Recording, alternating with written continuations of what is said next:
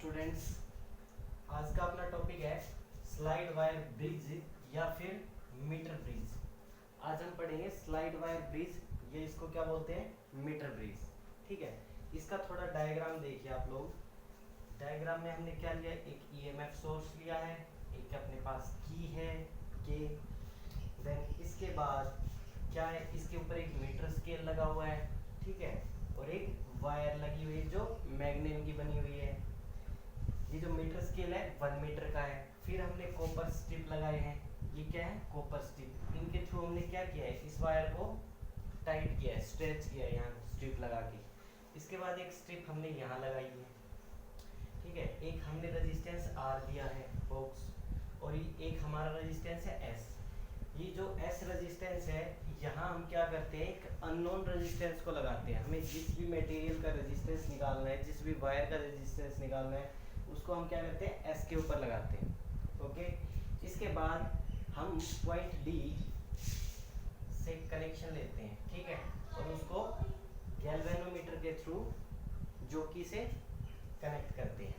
अब हम क्या करेंगे, देखो इसमें पहली बात तो देखो, ये जो हमारे पास स्लाइड ब्रिज या फिर मीटर ब्रिज है, ये क्या है, ये प्रैक्टिकल फॉर्म है किसकी, व्हीटस्टोन ब्रिज की। हमने व्हीटस्टोन ब्रिज पढ़ा है, उसकी प्रैक्टिकल फॉर्म है। अब देखो इसमें हमारे पास, देखो व्हीटस्टोन ब्रिज में हमने पढ़ा था, क्या पढ़ा था, व्हीटस्टोन ब्रिज में हमने क्या पढ़ा था, P by Q is equal to R by S, ये पढ़ा था हमने रिजल्ट, ये रिजल्ट था। तो यहाँ देखो हमारे पास R भी है, S भी है, ठीक है। अब हमारे पास बच गए P और Q पॉइंट।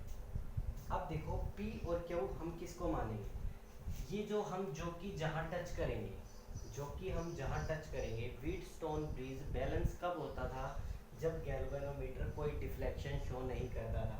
जब हम इस जोकी को स्लाइड करेंगे इस वायर के ऊपर, इस वायर के ऊपर स्लाइड करेंगे, और जहां पर गैल्वेनोमीटर डिफ्लेक्शन शो करना बंद कर देगा, उस पॉइंट पे क्या हो जाएगा, ये पूरा ब्रिज बैलेंस हो जाएगा। और जो जोकी के इस तरफ वाला पोर्शन है, उसको हम रेजिस्टेंस मानेंगे P, और उस तरफ वाला पोर्शन है, उसको रेजिस्टेंस मानेंगे Q, ठीक है, P by Q R by S। तो इसका यूज करके हम किसी भी अननोन रेजिस्टेंस, अननोन वायर का रेजिस्टेंस या कोई मटेरियल का रेजिस्टेंस निकाल सकते हैं। तो हम इसको करते हैं स्टार्ट, ठीक है। सपोज हम मान लेते हैं कि जो हमारे पास डिस्टेंस है बी पॉइंट पे, एक बी पॉइंट ले लेते हैं, वहाँ क्या होता है कि पूरा ब्रिज बैलेंस हो जाता है। जब ब्रिज बैलेंस हो गया वहाँ, इट मीन्स गैल्वेनोमीटर में कोई डिफ्लेक्शन नहीं है, कोई डिफ्लेक्शन नहीं है, ब्रिज बैलेंस है।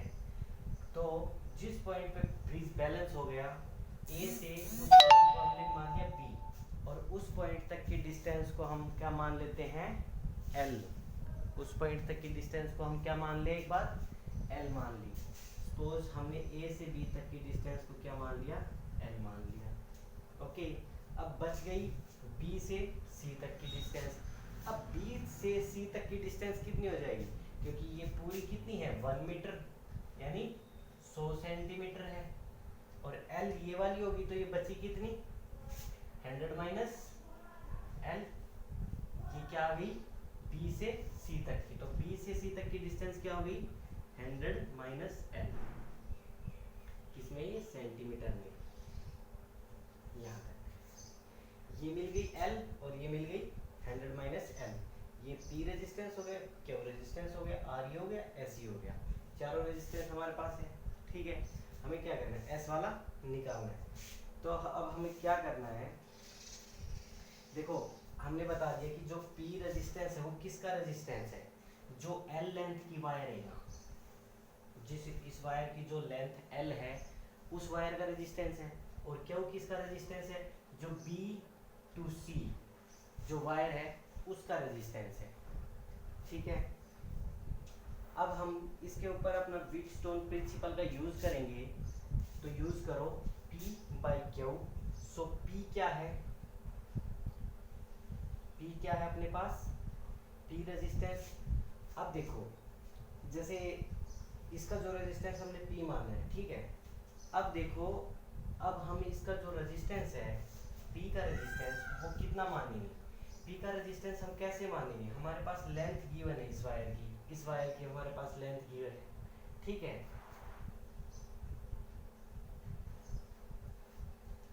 अब सपोज करो हमें क्या करना पड़ेगा कि हमें 1 सेंटीमीटर पे रेजिस्टेंस मानना पड़ेगा।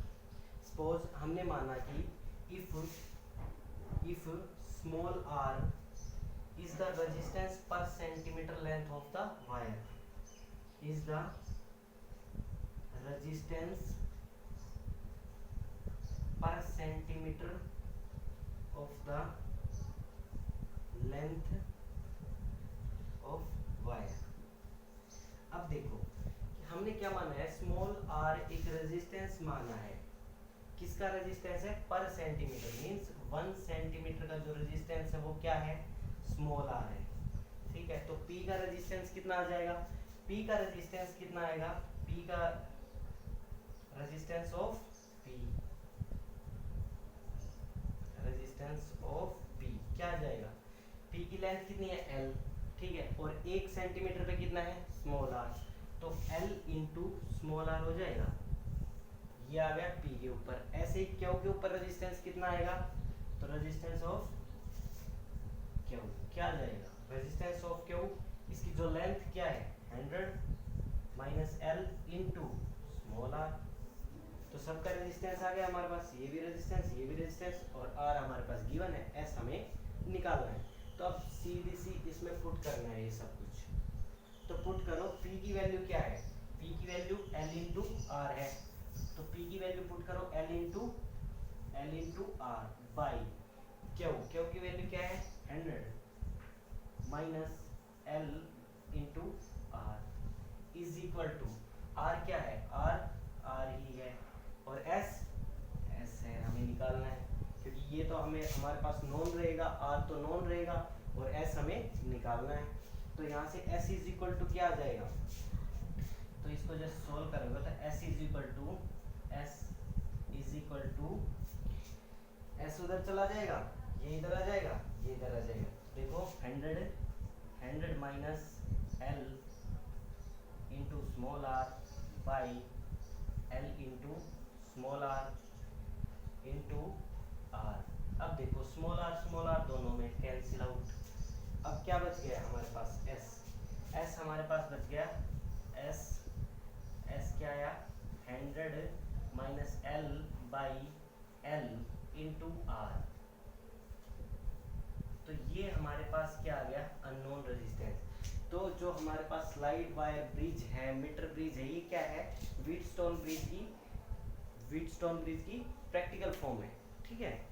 तो यहाँ से हम क्या कर सकते हैं? अननोन रेजिस्टेंस का रेजिस्टेंस निकाल सकते हैं। समझ आ गया कैसे निकाल सकते हैं?